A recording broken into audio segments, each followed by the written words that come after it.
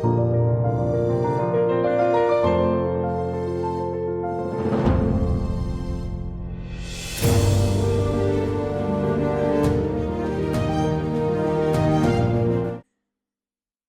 दूसरा जो टॉपिक है वो है न्यूट्रिशनल में। मैंने अनीमिया को फोकस किया, उसी में और भी आपका बता दिया, जो माइक्रोन्यूट्रिएंट डेफिशिएंसी थी, प्रोटीन डेफिशिएंसी थी, वो सारी चीजें मैंने कवर कर ली।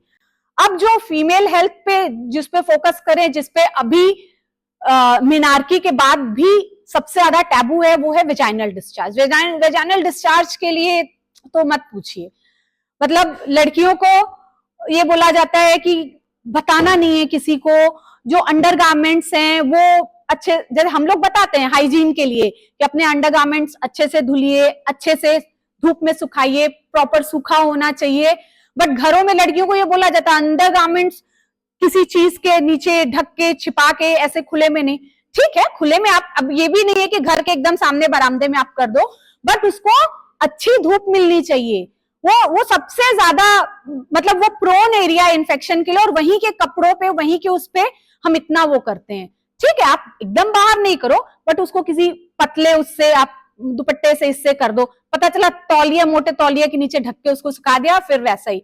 बहुत सारी लड़कियां आती है और ये बोलती है, ये मैं रियल, मतलब मेरे पेशेंट का एक्सपीरियंस बता रही हूँ आपको। तो अभी भी इस पे बहुत ज्यादा टैबू है ना। वेजाइनल डिस्चार्ज कुछ तो इतना मतलब कुछ ओवर कॉन्शियस है, कुछ ओवर नेग्लेक्टेड है। ओवर कॉन्शियस में मतलब वेजाइनल डिस्चार्ज दो तरीके के होते हैं, कुछ हेल्दी डिस्चार्जेस होते हैं, कुछ unhealthy discharges due to different condition. तो कुछ जो लड़कियां जो सोशल मीडिया के कारण एक्स्ट्रा अवेयर हो गई हैं, वो अपने हेल्दी डिस्चार्जेस को भी लेके इतना वरीड रहती, नहीं मैम मुझे तो लगता है ये कुछ हो गया है। तो आपको डिफरेंशिएट करना आना चाहिए कि what is healthy and what, when to take care और when to take consultation of a doctor. और कुछ इतनी नेग्लेक्टेड होती है जैसे लेडीज कि वो नहीं, ऐसा तो होता है, हमें तो बताया गया है, और पता चला वो करते करते इतनी सीरियस प्रॉब्लम लेकर फिर आती हैं, सर्वाइकल कैंसर, सर्वाइकल इरोजन की, फिर बहुत मुश्किल होता है ट्रीटमेंट करना।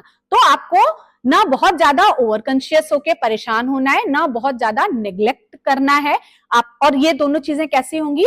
सही जानकारी से। ठीक है, तो आपको मालूम होना चाहिए कि नॉर्मल वर्सेस एबनॉर्मल क्या है। ठीक, इसमें डिफरेंट टाइप के जो वेजाइनल डिस्चार्जेस हैं, आपको डायग्नोसिस नहीं बनानी है, बस आपको इतना समझना है कब तक नॉर्मल समझें और हमें क्या दिखे कि हम डॉक्टर के पास कंसल्टेशन ले, फिर डिले नहीं करना है। तो ये नॉलेज आपके अलावा आपके घर में मम्मी, दीदी, भाभी होंगी, उनके लिए भी बहुत इंपॉर्टेंट है, क्योंकि उनको इस तरह का इंटरेक्शन शायद 1 to 1 ना मिले। सोशल मीडिया पे तो बहुत कुछ अवेलेबल है। ठीक है, अंडरस्टैंडिंग वेजाइनल डिस्चार्जेस, जो ये बात मैं मेरे पेशेंट्स को बताती हूँ। जो नॉर्मल डिस्चार्जेस है, आप देख रहे हैं एकदम ट्रांसपेरेंट है। ठीक, जैसा मैं समझाती हूँ नेजल डिस्चार्ज, जैसे नाक से जुकाम में पानी निकलता है, बिल्कुल ट्रांसपेरेंट होता है, ऐसे उंगली में ले तो तार जैसा बनता है, दैट इज हेल्दी। और जो एबनॉर्मल डिस्चार्जेस होते हैं, आप देख रहे हैं दही की तरह है, उसका कंसिस्टेंसी देख रहे हैं कैसा है। ठीक है, तो जो नॉर्मल डिस्चार्ज है वो क्लियर होगा, व्हाइट या स्लाइटली येलोइश भी हो सकता है, ऑर्डर हल्की सी स्मेल हो सकती है या बिल्कुल स्मेललेस ही होता है। कंसिस्टेंसी ये ओवुलेशन के समय हफ्ते भर होता है, मतलब अगर आप पीरियड्स का जिस दिन आया आप फर्स्ट डे काउंट करते हो, तो ऑन एन एवरेज हम लोग बताते हैं हमारे पेशेंट्स को कि 10वें दिन से लेके 16वें 17वें दिन तक आपको डिस्चार्ज होगा। आप ये ध्यान दीजिए, पहले 1-2 दिन थोड़ा गाढ़ा रहेगा, लेई की तरह, है ना, लेई की तरह थोड़ा सा गाढ़ा रहेगा, और फिर 1-2 दिन बाद उसका कंसिस्टेंसी जैसे नेजल डिस्चार्ज होता है वैसा होगा, बिल्कुल ट्रांसपेरेंट। जिस दिन वैसा होता है वो मोस्ट प्रोबेबली आपके ओवुलेशन का डे होता है। उस समय नॉर्मल से ज्यादा थोड़ा आपको डिस्चार्ज लगेगा, और फिर उसके बाद फिर उसकी धीरे धीरे कंसिस्टेंसी लेई की तरह हो जाएगी, और वो विद इन 1 वीक 7-8 दिन में वो खत्म हो जाता है। अगर आपको ऐसा हो रहा है तो दैट इज नॉर्मल डिस्चार्ज, उसमें कोई जलन नहीं है, कोई बदबू नहीं है, जेनाइटल एरिया में कोई दर्द नहीं है, पेट में कोई दर्द नहीं है, तो हेल्दी है। ठीक है, लेकिन इससे कुछ भी वेरिएशन हो रहा है, कलर में वेरिएशन हो रहा है, इचिंग हो रही है, बदबू हो रही है, दर्द हो रहा है, तो फिर नेग्लेक्ट नहीं करना है। इनिशियल फेज ऑफ इंफेक्शन हो सकता है, फिर उसमें अपने से कोई ट्रीटमेंट नहीं लेना है, आप प्रॉपरली डॉक्टर को कंसल्ट करिए, क्योंकि छोटी प्रॉब्लम अगर आपने नेग्लेक्ट किया, और आजकल तो एंटीबायोटिक ऐसा धड़ल्ले से लोग खाते हैं। मेरे पास लड़कियां आती है, मैम हमको ये हुआ था, हमने इसमें वो जिफी ले ली, हमने इसमें ओफ्लॉक्सोनिडाजोल ले ली, और लेकिन ये तो फिर भी हो रहा है, हमने फ्लूकॉस ले ली। सब कुछ सोशल मीडिया पे अवेलेबल है। ये जो सो कॉल्ड हेल्थ कोच हमने बताया कि बिना किसी डिग्री के, वो बस गूगल पे तो सब कुछ अवेलेबल है। तो डॉक्टर्स की जरूरत क्या है? डॉक्टर की जरूरत आपकी प्रॉब्लम को आइडेंटिफाई करके आपके लिए क्या सही है वो बताना। Health consultation, disease consultation is a customised topic. हम अपना ड्रेस कस्टमाइज करवाते हैं, देखिए आपका रूम कितना अच्छा कस्टमाइज हुआ है ना, हर कुछ कस्टमाइज। तो हेल्थ के लिए क्यों जनरल? सभी के पास स्कूटी या साइकिल होगी, साइकिल खराब होती है, स्कूटी खराब होती है, तो आप सोशल मीडिया पे सर्च करते हो क्या कि स्कूटी स्टार्ट नहीं हो रही है और वो ऑटो से स्टार्ट नहीं हो रहा है, तो हम जरा सोशल मीडिया पे ढूंढ ले कैसे काम करेगा? नहीं ना, शायद कोई नहीं, कोई करता है? स्कूटी या गाड़ी या घर की कोई मशीन खराब होती है तो। लेकिन हेल्थ खराब होती है तो सबसे पहले सोशल मीडिया, बगल वाली दीदी आंटी। क्यों भाई हेल्थ के साथ इतना इतना नेग्लिजेंस क्यों? जो सबसे इंपॉर्टेंट चीज है उसके लिए सबसे ज्यादा नेग्लिजेंस। कि हम जरा होम रेमेडी देख लें, स्कूटी खराब हुई उसके लिए होम रेमेडी क्यों नहीं करते? अवेयर नहीं है, हेल्थ को ही सबसे ज्यादा नेग्लेक्ट करते हैं। इसी से सब कुछ होना है। मैं बच्चों को समझाती हूँ, जो भी स्टूडेंट, की इसी बॉडी से आप अपना करियर बनाओगे, और इसी बॉडी के लिए इतना नेग्लिजेंस, हाँ, तो वो नहीं करना है। अवेयर रहना है, सही गलत समझना है, ठीक है। क्या कारण हो सकते हैं, जैसा पूछते हैं मैम क्यों हो रहा है हमें, ठीक है, उतना जानना है आपको, ठीक है, और वो पूछना भी चाहिए, तभी तो आप उसके कॉज को हटा सकते हो। बाकी काम तो डॉक्टर करेगा, लेकिन डॉक्टर जो बोल रहा है वो आप तभी मानोगे जब आप उसके पीछे के कारण को, हम सब साइंटिफिक माइंड रखते हैं कि हमें कारण जानना जरूरी है। कुछ हार्मोनल चेंजेस के कारण होते हैं, तो वो पर्सन टू पर्सन जैसा है वो फिर आपका डॉक्टर बताएगा, उसमें आपको थोड़ी डॉक्टरी करनी है। आपको अपने कॉज का, मतलब जो भी प्रॉब्लम है उसका कारण समझना है, आपको डॉक्टर से पूछना है कि मैम इसको खत्म करने के लिए हम क्या करें। आपको वहां मेडिकल साइंस नहीं पढ़ने जाना है कि अच्छा कौन सा हार्मोन बढ़ा, कौन सा, मैम ये हार्मोनल चेंजेस क्यों हो रहे हैं, क्या मुझसे कोई गलती हो रही है, या मैं ऐसा क्या करूं जिससे ये चीजें मैनेज हो जाएं। आपको ये पूछना है, सही सवाल पूछना भी आना चाहिए। हम इररिलेवेंट क्वेश्चन पूछते हैं जो हमारे लिए हेल्पफुल नहीं है।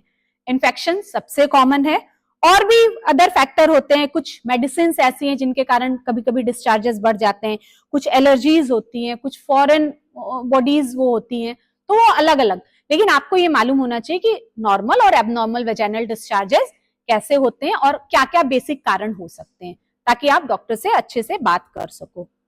जो कॉमन इन्फेक्शन है उसमें बैक्टीरियल वेजिनोसिस, ईस्ट इन्फेक्शन जिसको हम फंगल इन्फेक्शन कहते हैं, और भी अदर इन्फेक्शन होते हैं, सेक्सुअली ट्रांसमिटेड डिजीज, वो ज्यादा अंदर के डिस्कशन की बात है। यहाँ मोटा मोटा आपको अवेयरनेस की बात करी जा रही है, तो आप उसके लिए अवेयर रहिए, ठीक।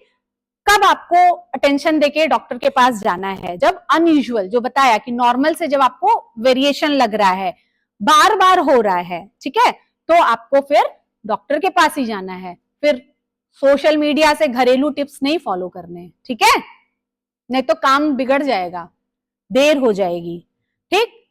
हाइजीन का ध्यान रखना है। हाइजीन के लिए भी आजकल लड़कियां बहुत ओवर कॉन्शियस हैं, तरह तरह के वेजाइनल वॉशेस का एड आता है, मैम हम तो ये यूज करते हैं, हम तो। Excessive vaginal washing is also harmful. हमारे वेजाइना वल्वा में गुड बैक्टीरिया नेचुरली होते हैं, वहां से नेचुरली ऐसे सिक्रीशंस होते हैं जो हार्मफुल बैक्टीरिया को खत्म करते हैं। लेकिन जब हम over washing, over foreign material, chemicals use करते हैं, तो वहां का जो पीएच है वो चेंज हो जाता है, और जो वहां के गुड बैक्टीरिया हैं वो खत्म होके वो फिर वहां की इम्यूनिटी खराब हो जाती है, और वो आपको रिकरेंट इन्फेक्शन होते हैं।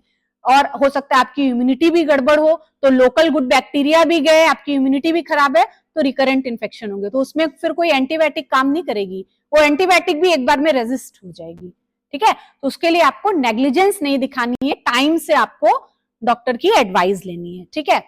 बाकी और हाइजीन की बातें हैं कि कॉटन अंडरवेयर पहनना है, बहुत अच्छे से सूखा होना चाहिए, मौसम अगर ठंडा है, धूप नहीं मिल रही है, आयरन कर लीजिए, कई सेट्स रखिए, ठीक है। तो वो सारी चीजें, टाइट जीन्स बहुत लंबे टाइम तक नहीं पहनना है क्योंकि एरिएशन नहीं होता है। तो ये सारे कॉमन जो चीजें हैं ये हमें बहुत बार नहीं पता होती है, तो उसके कारण आपकी प्रॉब्लम जो है वो बढ़ सकती है। प्यूबर्टी, जब पीरियड्स शुरू होने वाले जब रहते हैं, बहुत बार और महिलाएं आती हैं, मैम अभी मेरी लड़की 9 साल की है, उसको इतने डिस्चार्जेस हो रहे हैं, उसको कहीं कोई इन्फेक्शन तो नहीं हो गया।